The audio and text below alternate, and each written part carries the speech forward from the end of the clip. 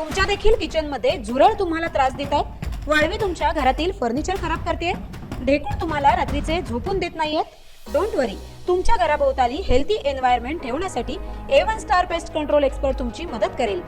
आजच इन्स्पेक्शन किंवा सजेशनसाठी आम्हाला कॉल करा. A1 star pest control services. नमस्कार, मी प्रणाली भोसले. माझे कोकणच्या बातमीपत्रात आपल्या सर्वांचं मनपूर्वक स्वागत करते. बातमीपत्राला सुरुवात करण्याआधी पाहूयात हेडलाईन्स. माणगावमध्ये 2 वाहनांचा भीषण अपघात. अपघातातून 8 प्रवासी सुखरूप बचावले.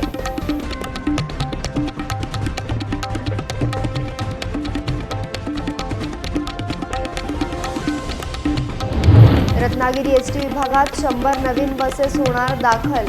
प्रवासी वर्गातून व्यक्त केला जात आहे आनंद.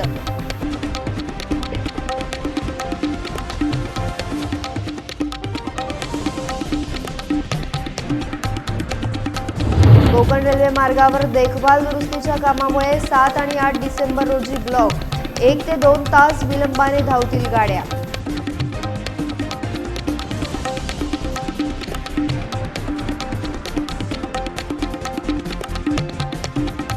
आणि गोवा येथे संपन्न होणाऱ्या राष्ट्रीय तायक्वांडो स्पर्धेसाठी संकेता सावंतची पंच म्हणून निवड.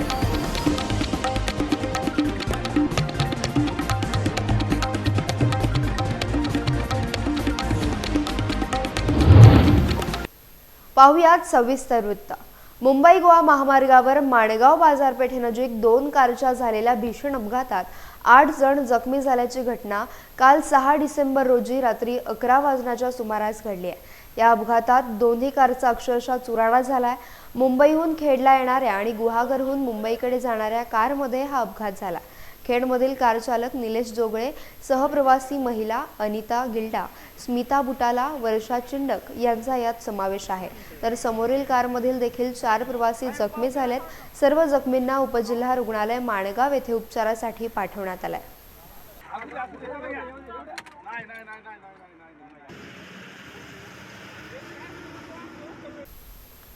एकीकडे रत्नागिरी जिल्ह्यातील अनेक आगारांमध्ये बस कमी असल्यामुळे ग्रामीण भागातील लोकांना याचा फटका बसतोय. लांजा राजापूर तालुक्यातील अनेक गावात बसेस कमी असल्याने मुलांचे शैक्षणिक नुकसान होते. बसेसची कमतरता असल्याने एसटी योजना असून देखील त्याचा लाभ घेता येत नाही. याबद्दल प्रवासी वर्गातून तीव्र नाराजी व्यक्त होत होती. अखेर रत्नागिरी एसटी विभागात नवीन 100 बसेस दाखल होत असल्याने प्रवासी वर्गातून आनंद व्यक्त होतोय. पुन्हा एकदा एसटी सेवा पूर्ववत होईल अशी आशा प्रवासी वर्ग व्यक्त करत आहेत. 2 टप्प्यात 50 एसटीच्या नवीन गाड्या उपलब्ध होतील अशी माहिती विभागाकडून देण्यात आली आहे.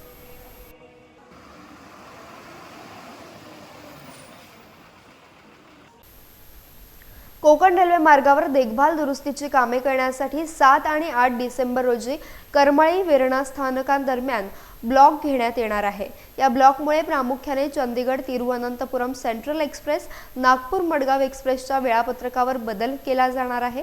तर इतर रेल्वे गाड्यांच्या वेळापत्रकात परिणाम होण्याची शक्यता आहे. कोकण रेल्वेच्या करमाळी वेरणा विभागात 7 डिसेंबर रोजी दुपारी 4:10 ते सायंकाळी 5:55 ब्लॉक घेण्यात येणार आहे. या कालावधीत अनेक रेल्वे गाड्यांना लाल सिग्नल दाखवला जाणार आहे. ब्लॉकचा कालावधीत गाडी क्रमांक 12-218 चंदीगड तिरुवनंतपुरम सेंट्रल एक्सप्रेस करमाळी स्थानकाच्या आधी 45 मिनिटे थांबवण्यात येईल. गाडी क्रमांक 01-139 नागपूर मडगाव एक्सप्रेस करमाळी स्थानकाच्या आधी 70 मिनिटांसाठी थांबवण्यात येणार आहे. सुमारे 1 ते 2 तास रेल्वे गाड्यांना थांबा दिल्यानं इतर रेल्वे गाड्या देखील विलंबाने धावतील. गोवा येथे होणाऱ्या 4थ्या आंतरराष्ट्रीय तायक्वांडो स्पर्धेसाठी महाराष्ट्रातून संकेता संदेश सावंत हिची पंच म्हणून निवड करण्यात आली आहे. तायक्वांडो असोसिएशन ऑफ इंडियाच्या मार्गदर्शनाखाली गोवा तायक्वांडो असोसिएशनच्या सहकार्याने तायक्वांडो अकॅडमी ऑफ वास्को आयोजित ही स्पर्धा Peddem sports complex indoor stadium Peddem, Mapusa, Goa येथे 3 दिवस होणार आहे. 13 डिसेंबर ते 15 डिसेंबर या 3 दिवसात होणाऱ्या खुल्या राष्ट्रीय तायक्वांडो स्पर्धेसाठी देशाच्या विविध राज्यातून केलेल्या पंच निवडीमध्ये महाराष्ट्र राज्यातून रत्नागिरी जिल्ह्यातील संकेता यांची निवड करण्यात आली आहे.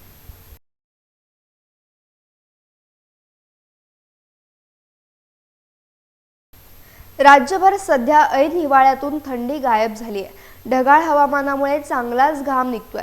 तुरळक ठिकाणी अवकाळी पावसाच्या सरी झोडपून काढतायत। मुंबईसह कोकणात उन्हाचा ताप अधिक वाढलाय।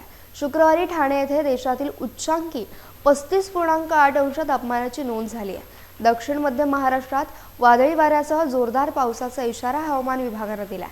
हवामान विभागाच्या अंदाजानुसार सोमवारपासून थंडीला सुरुवात होणार आहे।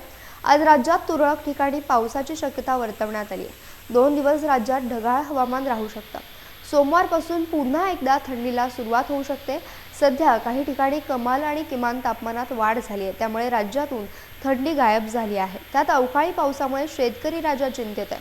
संपूर्ण महाराष्ट्रात रविवारपर्यंत ढगाळ वातावरण राहू शकतं। सिंधुदुर्ग, सातारा, सांगली, कोल्हापूर, सोलापूर, परभणी, नांदेड, यवतमाळ, चंद्रपूर, गडचिरोली या 10 जिल्ह्यांमध्ये तुरळक ठिकाणी किरकोळ पावसाची शक्यता हवामान विभागाने वर्तवली आहे। अवकाळी पावसामुळे शेतकऱ्यांचं मोठं नुकसान झालंय।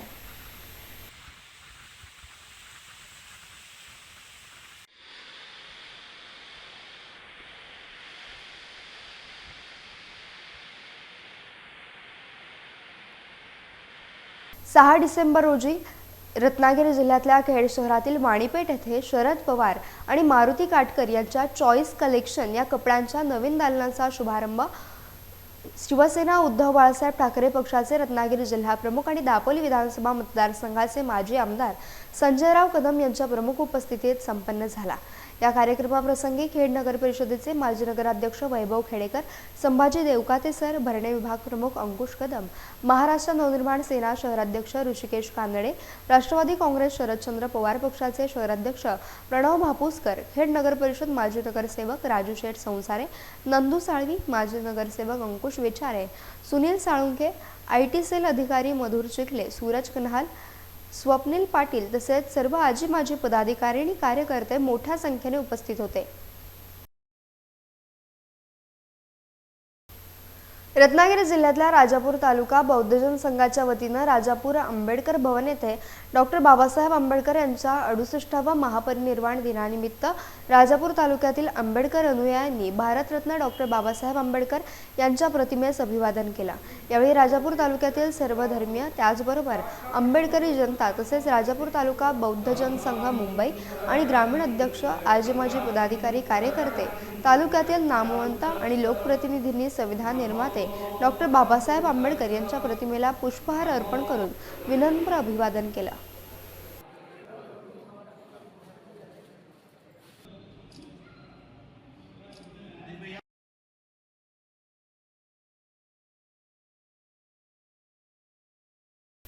यासह बातमीपत्रात वेळ झाली इथेच थांबण्याची। भेटूयात नवीन बातमीपत्रासह। तोपर्यंत तुम्ही कुठेही जाऊ नका। पाहत रहा फक्त माझे कोकण।